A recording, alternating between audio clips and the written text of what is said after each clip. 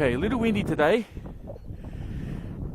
but for this guy there shouldn't be too much of an issue. Let's see here. Low rates.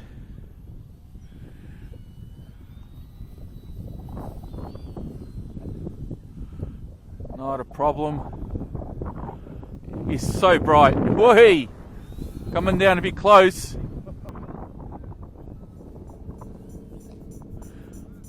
Stay, stay, stay, stay, stay.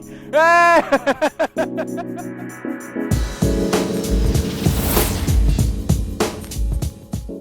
Hey, it's Vas here from Aussie RC Airspace, and today we're going to be reviewing the brand new Tundra V3 from Durafly. And if you stay tuned until the end of the video, you'll find out how you can win one of these right here on the channel.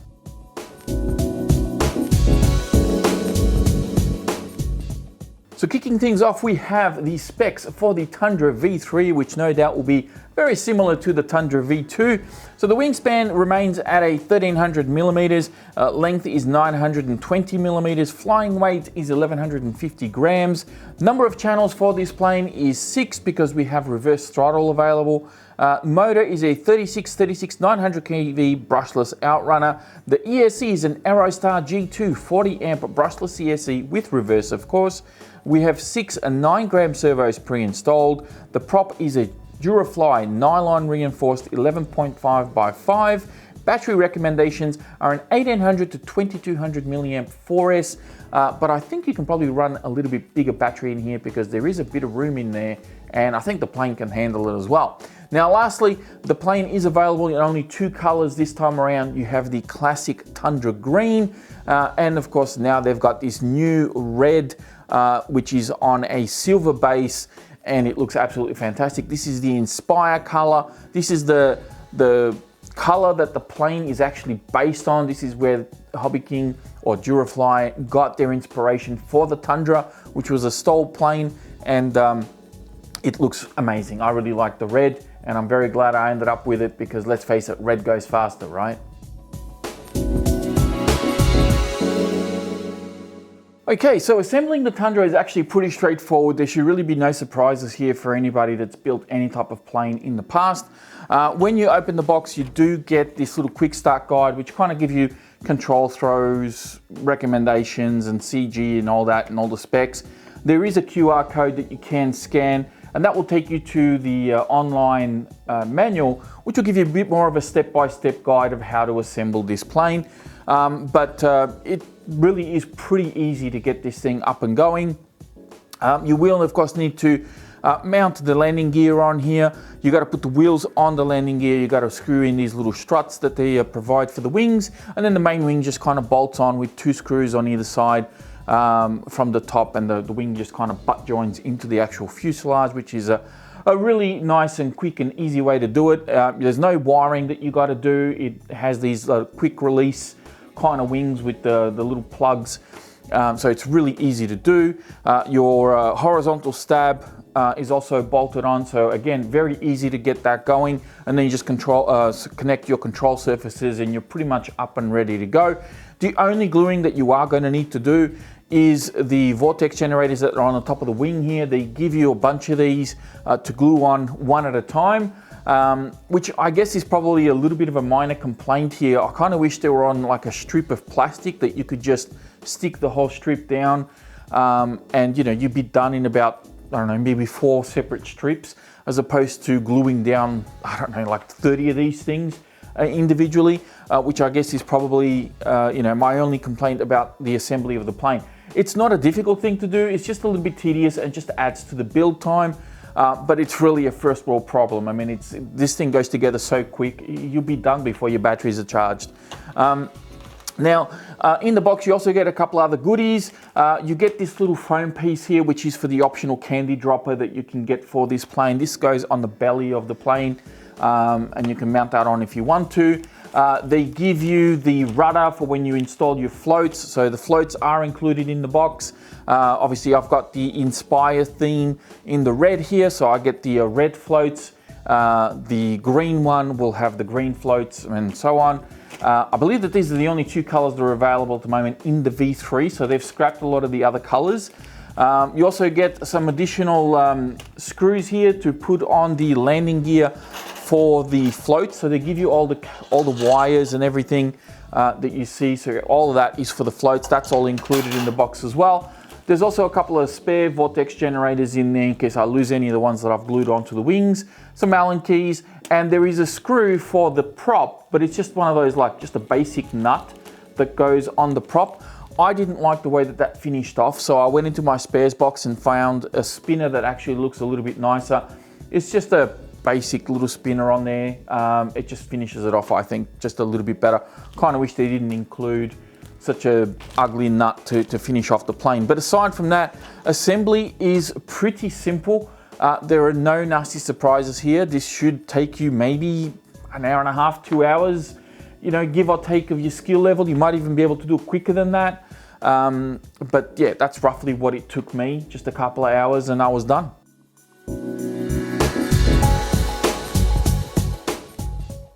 Now for the CG on the Tundra V3, the manual calls for around about 50 to 60 millimeters from the leading edge of the wing, which puts it somewhere around here. So I've been sort of CGing mine just in front of the flap servos just here. So that's roughly where I CG mine. I can sometimes go a little bit further back. It does change the characteristics of the plane a little bit. I find that if I'm flying this thing in some higher winds, I'll push the CG forward a smidge. But if it's really calm and I want to do some aerobatic maneuvers, I'll push the CG a little bit further back. The manual does call for, you know, an 1800 to 2200 milliamp 4S, but I have no doubt that you'll be able to fly this on an even bigger battery. So maybe a 2600 or 3000 milliamp 4S. Again, depending on the size and weight of the battery, I think the plane can handle it. It just depends on the type of flying that you do. So if you're a bit new to flying, keep the CG a bit further forward. If you're a bit more experienced and you want to do some more aerobatics, you can push the CG a little bit further back. The plane is not super sensitive to it, but you will notice a slight difference in performance in the way that the plane flies. Just keep that in mind.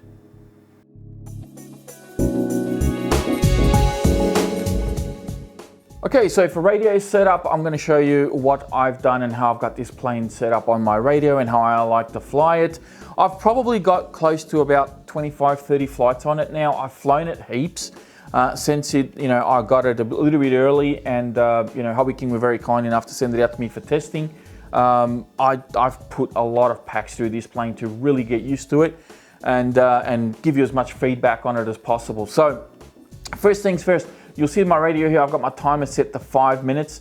That works really well. I don't fly this plane super aggressively. I'm not a 3D pilot by any means. I tend to focus a lot of my flying on fast planes and EDFs and things like that. But when it comes to this type of aircraft, I fly it for what it's meant to do. So I do a lot of touch and goes, a lot of stall takeoffs and try to do stall landings. I do a lot of inverted passes. I try to do knife edges. I do rudder turns and stall turns and try to hover it a little bit, and actually hovers pretty well for somebody even like myself. I'm not a 3D pilot.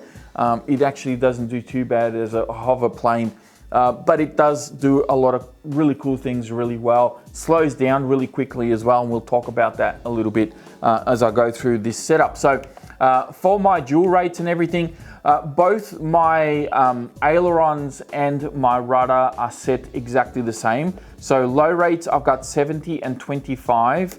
So 70% rates, 25% expo. Here I've got 85 and 30 and 100% and 35 for my ailerons. Again, elevator and ailerons are set up the same way. So if I go into my rudder, that's the only one that's set up a little bit higher. So I've got 135 on high, 90 and 30 on mid, and 80 and 25 on low. And my throws, if we go to our travel setup, you'll see that my throws are all at 150%, except for my flaps, which are 130, because I didn't really need full barn door 90-degree flaps on this thing. Speaking of flaps, there is a bit of a mix on the elevator. You do need, I think it's a down or is it up? I can't remember. But you do need a little bit of adjustment on the elevator. I've got a 40% flap, 17% elevator mix. And then I've got 10% and 37 on the elevator mix there to keep the plane flying straight. I think this is down elevator from memory. Yeah, you will need a little bit of an elevator mix to get this thing flying straight. But aside from that, it flies really, really well with these settings, and I enjoy it as it is.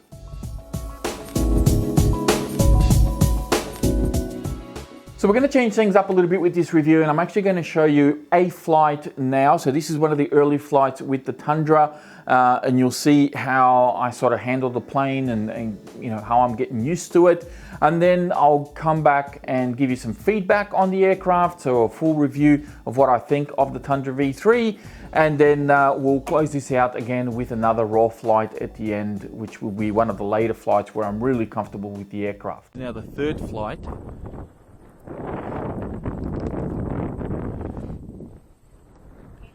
Mid rates, no flaps on this one. Oh, look out. Well, I'm not taking off with flaps. That's better. So good now. Once you get the CG sorted out.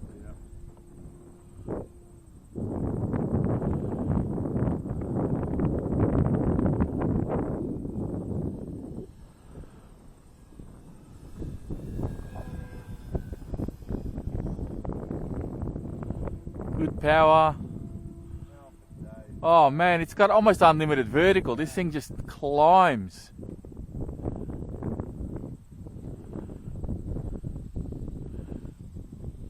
So no flaps, look at that. It just came off a dive and lands. No problem at all. Straight into a knife edge here.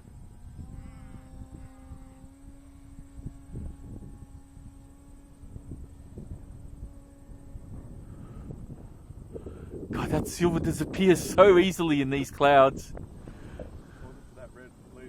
Oh, I tell you, this is where the green one I think comes in better. Would look so much nicer in these in this sky, but this on a blue sky would look fantastic. Oh, yeah. On a sunny day, that silver would just gleam. It would be so nice. Let's see how she's flying inverted now.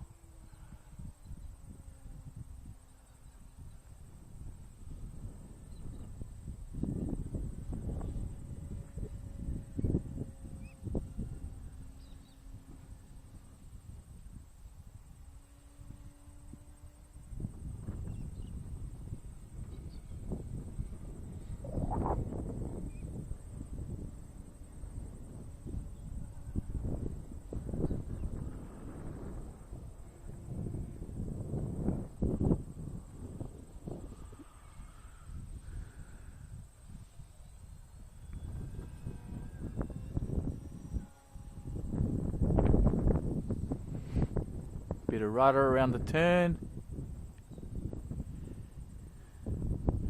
Let's see here. Half flap.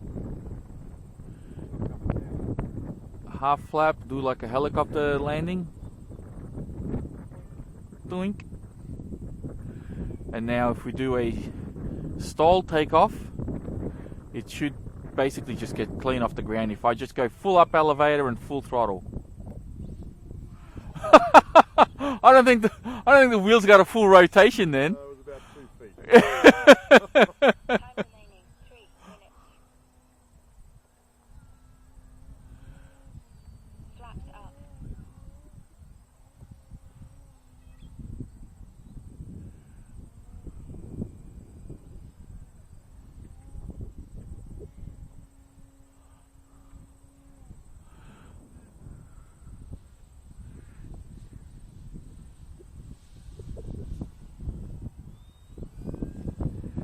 Alright, let's bring it down one more time here.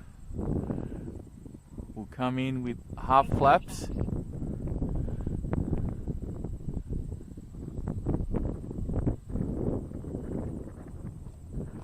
Nicely done.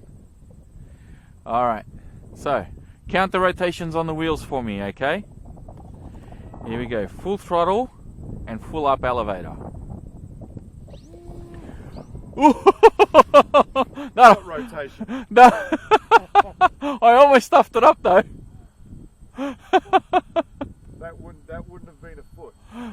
No, it was less than a foot. It was less than 100 mil. Yeah. Definitely wasn't a rotation of the wheels. It literally took off. I think what I need to do, I'm gonna try that one more time. But I'm gonna have the prop spinning just a little bit, just to create some initial lift, because that torque roll was crazy. Yeah, that was. All right, here we go. Butter. All right, here we go. Let's line it up. Let's walk over here. So we'll hold back full elevator, and we'll get the prop spinning. It's almost okay right there. So right there is like the breaking point. And 3, 2, 1. That was longer than the first one. That was longer than the first. You're right. Maybe because I'm scared of stalling it now.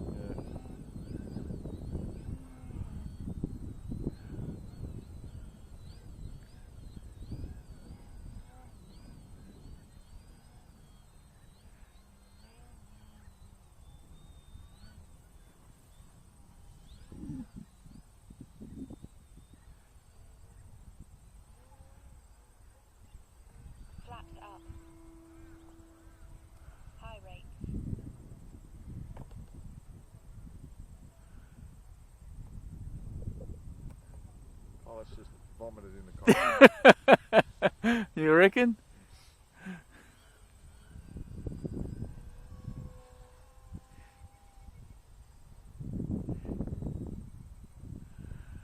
All right, let's see if we can come down full flaps this time. Time remaining 1 minute.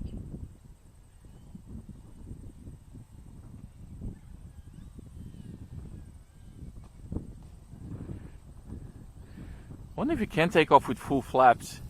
That'd be interesting. We'll just roll it up here a little bit. Make sure we have that prop spinning. And 3, 2, 1. Yeah, she likes the torque roll to the right. Yeah. Yeah, I don't think you can beat the first one. That was almost. That was crazy, yeah, but I pooped a little bit though, because No doubt. the plane went so hard to the right. 20 seconds. Flaps up. All right, let's bring her in. The radio's yelling at me saying I've only got a few seconds left.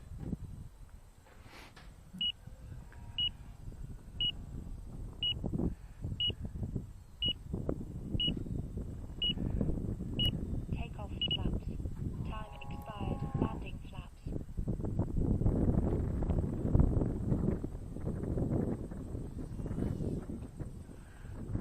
You gotta love that. Flaps up. Oh! Yeah, he's doing ground tricks. It doesn't want to turn because the wind. The plane is so light.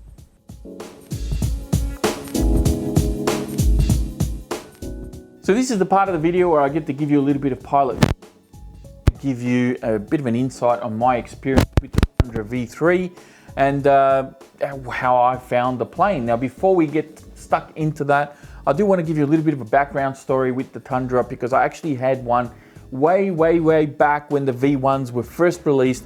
HobbyKing actually sent me out one of those to do a review on my main channel, which I'll find the videos and maybe put them in the video description below for you guys to check out, and you can see my style of flying back then and how I used to do those sorts of videos back in those days. But unfortunately, I lost the plane after maybe, I don't know, 3 months, 6 months, something. I can't remember how long I had it for, but I lost the plane after a while because I was using a FlySky i10 at the time, and I lost signal. I was actually about to come in on final and land the plane, but the plane decided to keep going, and I had no control over it. Eventually it went in and got completely destroyed. Now, I never got around to getting myself another one. I kind of let it go, and before I knew it, I had my Timber X. I had that for ages, and I thought, oh, why would I get a Tundra if I got Timber X? But now that I've got the Tundra, I got to say that they are actually quite different planes, And I'm glad that I've got another one of these and I got my hands on it to be able to test for HobbyKing as well, especially in this new color scheme, which I really like. We'll talk about the color a little bit more later on as well, because there is a bit of feedback regarding this color scheme that I want to give to all of you out there considering it. Now, this plane flies absolutely fantastic. It does a lot of things well, but it also does a couple of things a little bit quirky that you need to be aware of, especially for newer pilots. If you're an experienced pilot, you'll get around this quite easily. But if you're a little bit new, this may present a little bit of a, I don't know, bit of a challenge for you, I guess. So we'll start off with some of the good things. The 4S power system, this new prop, no issues with power. This thing will climb almost unlimited. We'll do stall takeoffs. We'll come down nice and easy on landings. A power system, more than enough for most people. I'm sure if you want to run a 3S, you probably can as well. Maybe change out the prop, go to a 12-inch prop like the old Tundras used to have, and you probably get, you know, a little bit better performance that way. But if you're going to stick to a 4S 2200, the stock prop I think works perfectly fine. The new nav lights that they've installed on the V3, some may argue that it's long overdue. I'm neither here nor there with nav lights. I do appreciate that they've installed them, but I didn't really see them missing from the previous ones. I do, however, like this front nose light, which looks so bright, looks absolutely fantastic. And of course, the other nav lights throughout the plane actually work really well, especially if you're flying like at dusk. I think that's going to help with orientation quite a bit for those of you out there who, you know, especially during the shorter days of the year that we want to get out there and fly after work or whatever. That's definitely going to help out with orientation. They've obviously strengthened up the undercarriage of this plane compared to the V1 that I had. I never had the V2, so I don't know if this upgrade was done on the V2, but on the V1, the landing gear was quite soft and flimsy, and if you came down a couple of times a little bit heavy, the landing gear would squat and would open up. And I've actually seen a couple of guys at the field who have some of the older Tundras. Just basically the thing comes down, it's got this huge camber on the wheels. It looks comical. And that's really just the landing gear kind of giving way. So hopefully this landing gear is going to be available for, you know, as a spare part for the older pilots that have the Tundra, and they'll be able to upgrade that because they've definitely fixed it. But I think they've also gone a little bit too extreme. It's very stiff, and it's also very hard to land very smoothly with this plane. You got to be so careful on the elevator and really perfect that touchdown. Otherwise, you're going to be bouncing quite a bit. I think a lot of that is contributed to the very hard foam wheels and of course the very stiff undercarriage. Now, the argument could be had that maybe I've been flying this plane maybe through the summer months where the terrain and the grass is quite short, the terrain's very firm. Maybe through the winter months where you have a bit more lush and the ground's a little soft, a bit more green grass that's a little bit lush, and the terrain's a little bit softer, you might land a lot easier with this plane. That grass, that plush grass, is probably going to absorb some of that impact. But if you're going to be landing on tarmac or a really hard surface, just be mindful that you got to really feather that touchdown.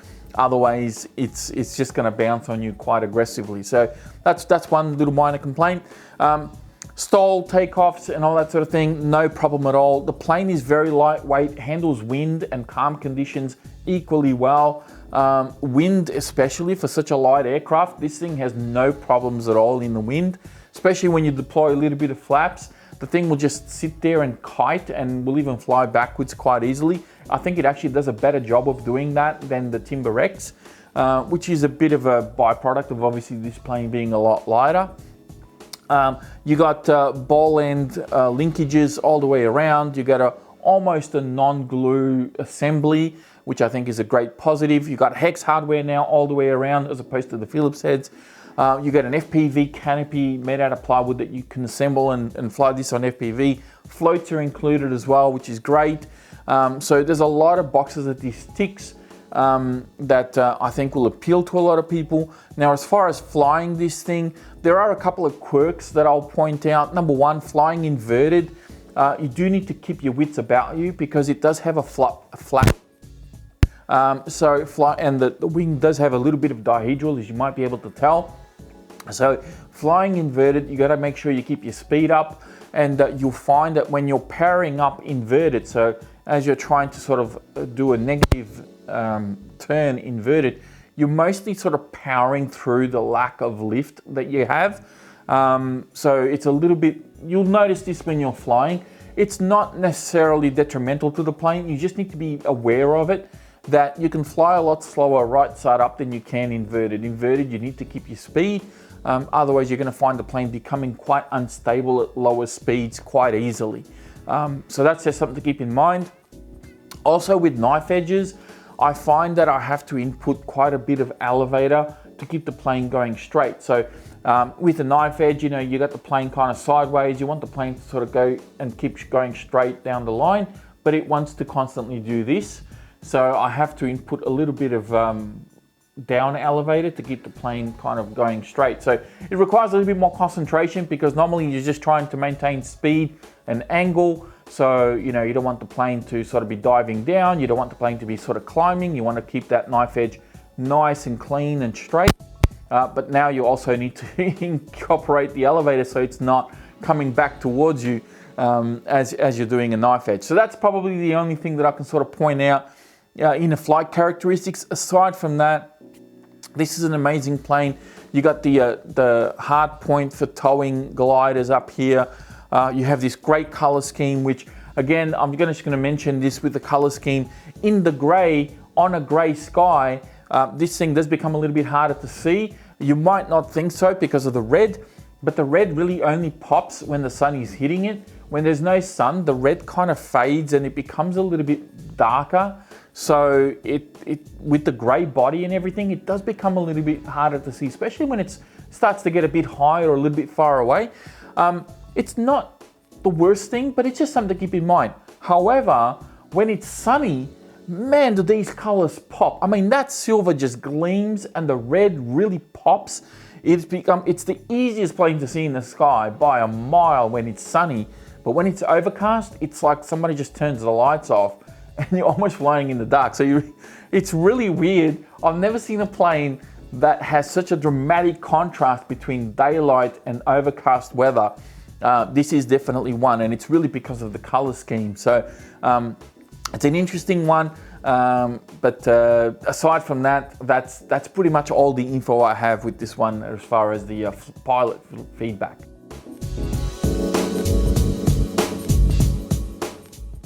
And that brings us to the end of yet another review here on the channel. Now, before we go, I do want to give a big shout out to HobbyKing for supplying this plane for review. Not only did they send out this brand new Tundra V3 in the new color scheme for me to fly, enjoy, and review for you, but they also send out a second one in the green scheme to give away here on the channel. And that leads me to the giveaway part of this video and how you can enter to win. Now, there are some rules regarding this, so we'll get straight into it. Rule number one, it is for Australian residents only. Unfortunately, for my international viewers, you're not going to be able to enter this Tundra. It is for Australian residents only, purely because I have the plane, I have to ship it out, and it's going to cost a lot to get it shipped out. Number two, this is going to go on for about 2 weeks, so it's going to finish on the 11th of May, which will give plenty of time for people to enter in the competition to win the plane. And number three, the way I've done this is there will be a link in the video description for you to click on. It's for raffle website. So I've entered the plane through raffle website. You essentially buy some tokens or tickets. I've selected the cheapest ones that they have on offer. Unfortunately, you can't select free ones, but I have done it so that there is an early bird opportunity for those of you who are watching this early on to get additional tickets at no extra cost. So those bundles are available for 3 days. So if you are one of those people that want to enter to win this Tundra within the first 3 days of upload, then yeah, you'll be able to get some additional tickets that way if you want to get like a big bundle of them and increase your chances of winning. After those 3 days, you'll just be able to buy like one ticket at a time. But I may actually have some, if you know, I haven't done this before, so maybe at the end or towards the end of the competition, I may add some additional bundles. They probably won't be as lucrative as they are for the early bird ones, but for those of you who have probably just bought 1 or 2 tickets after the 3 days, if you want to get some additional tickets, that'll kind of increase your chances that way. So I'll try and have something towards the end to kind of entice people to get some additional tickets. But yeah, we'll see how this goes. Hopefully I'll be able to do more of these giveaways in the future. This is my first time using this website. Yeah, we'll just have to play it by ear and see how this goes. Now, hopefully you guys enjoyed this video, and of course, if you are new to the channel, be sure to subscribe. If you got something out of this, be sure to hit that thumbs up button before you go. Again, big shout out to HobbyKing. Thank you all very much for watching, and I'll be speaking to you all next time.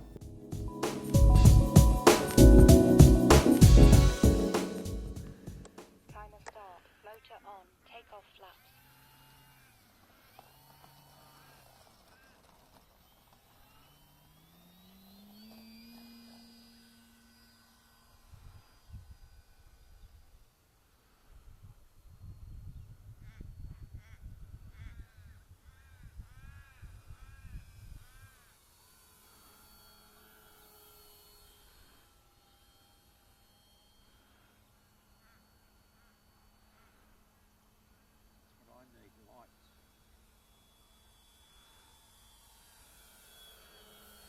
On a day like today, yeah. Flaps up. When you go up high, they're still visible? Or? Yeah, for the most part. Landing flaps.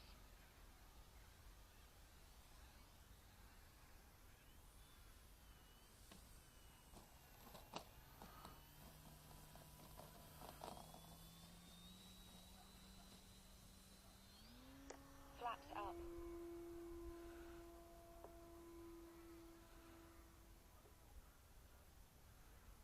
Landing flaps. Time remaining 4 minutes.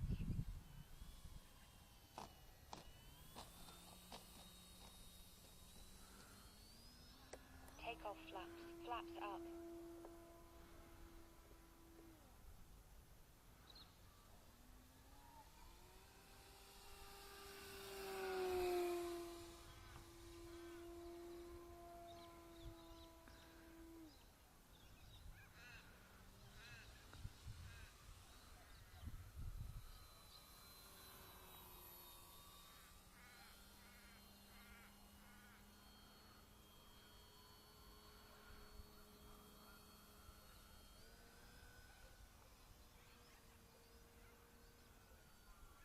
Yeah, this guy that used to fly the paraglider, he said, "Oh, I've got a spark plug keeps coming out the head. Can you help me, put a There's a sign you shouldn't be flying a paraglider. yeah." And I said, "No way." You want me to put an insert in for him? I said, "No way. You crashing, and I'm fucking responsible."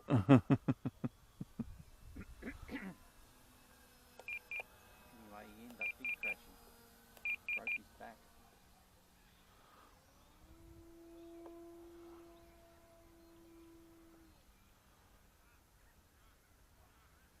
Landing flaps.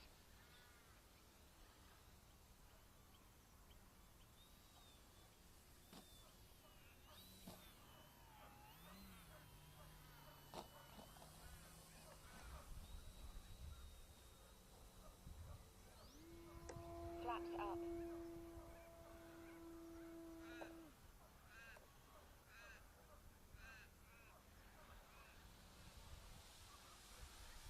High rates.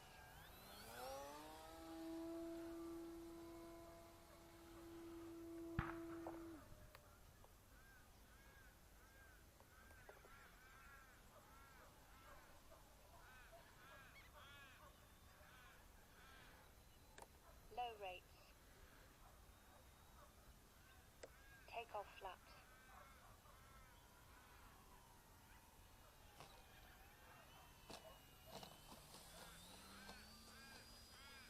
Time remaining 2 minutes. Flaps up. Landing flaps.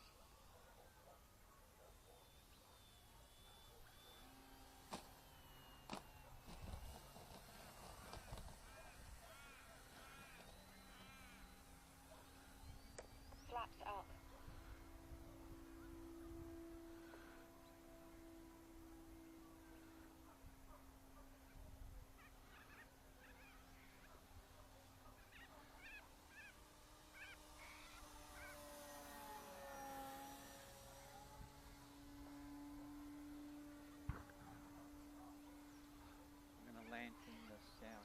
Okay.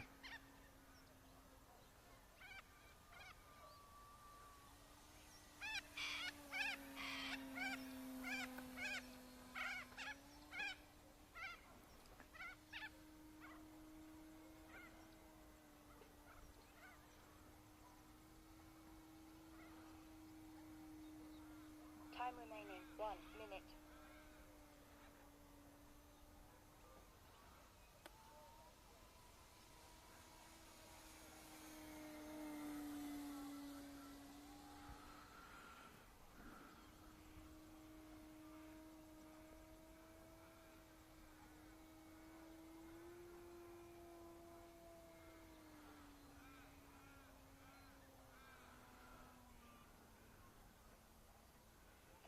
Seconds.